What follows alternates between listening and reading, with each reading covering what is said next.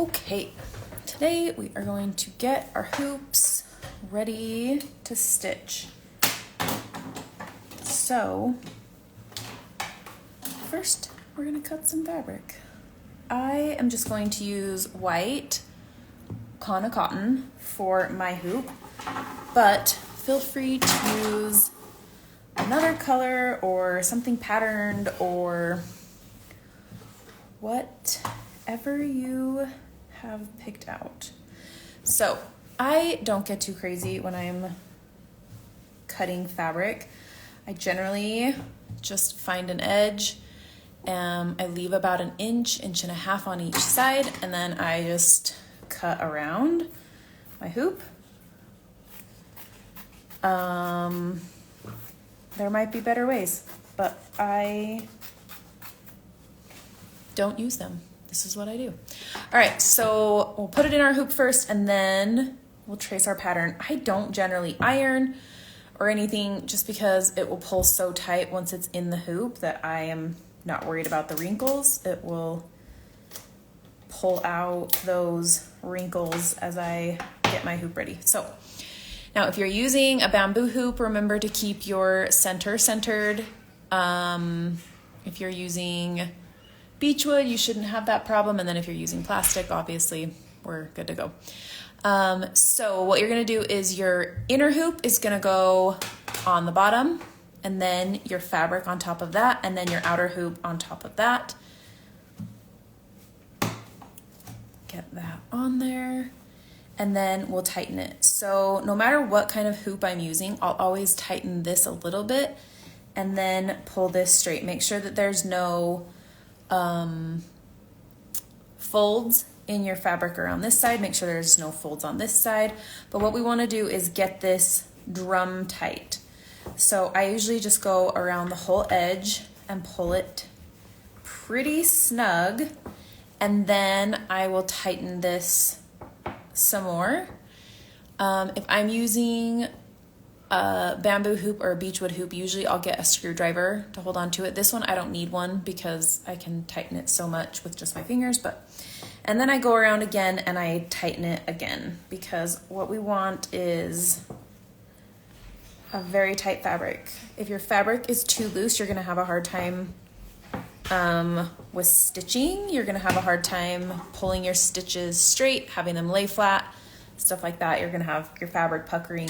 We don't want any of that. So the other thing I like to do is cut off the corners of my fabric. I don't cut them as short as I will once I finish, because I do that at the end. These will fray a little bit like this once we get stitching and stuff. So I like to have a cleaner edge when I'm finishing my hoop.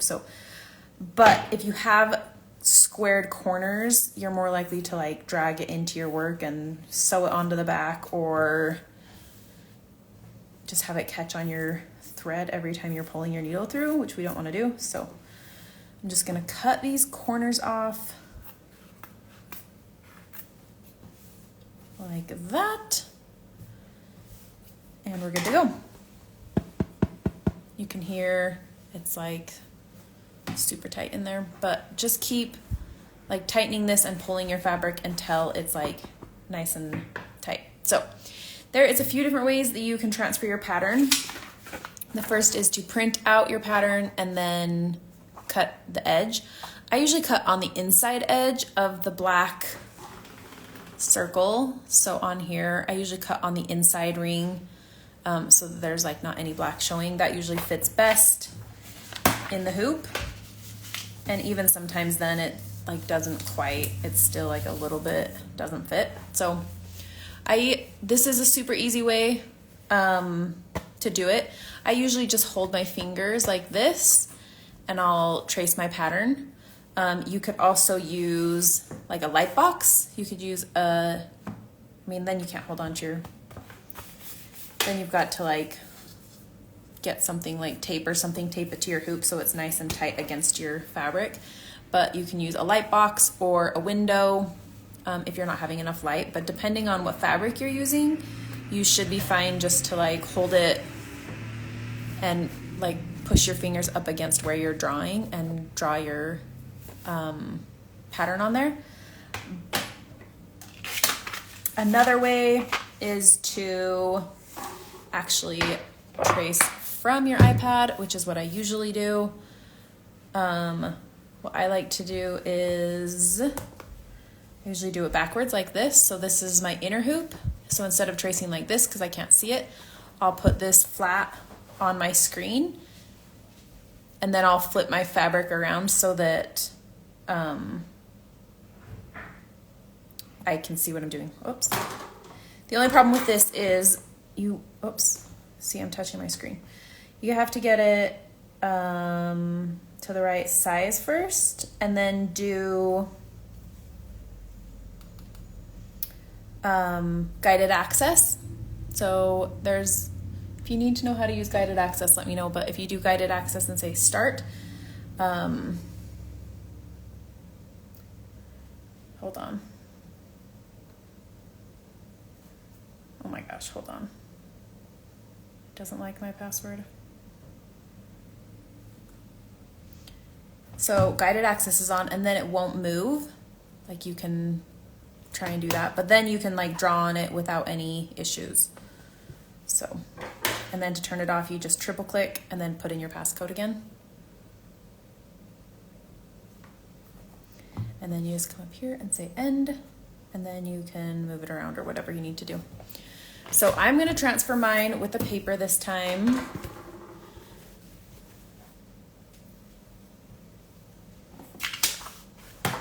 Just because that is what I feel like doing. Now, one thing I'm a little weird about recently is making sure my fabric is like lined up. So like the weave is like up and down. So it's like straight in my hoop. So I want to make sure that I'm drawing straight as well.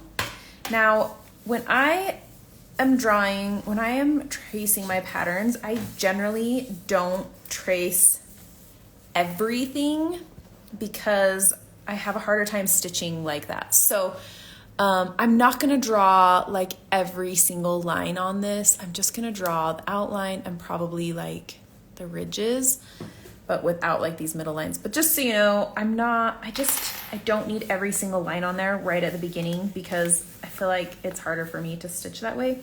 But definitely if you need all of those lines there, like please draw all the lines.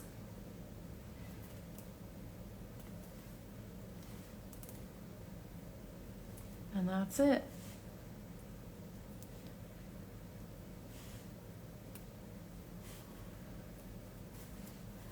Super easy. I'm not going to draw this whole pattern on this live video for you.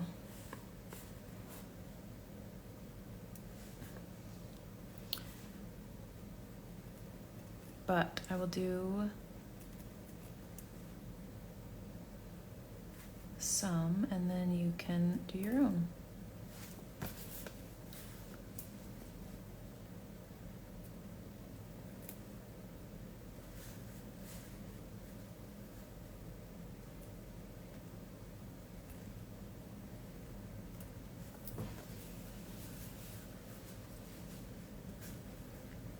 And sometimes, I mean, this is not like a perfect way to do it. Sometimes I can't see the pattern really well,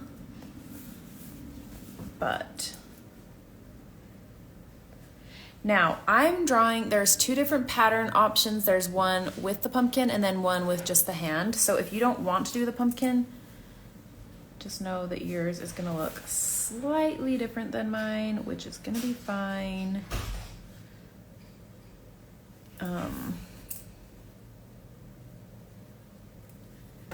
I find it hard to draw and talk at the same time. Stitching and talking at the same time, I can do.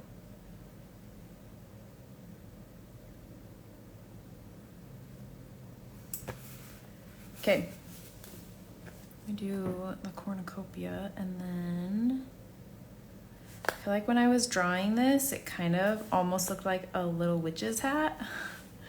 Like she's like an autumn witch.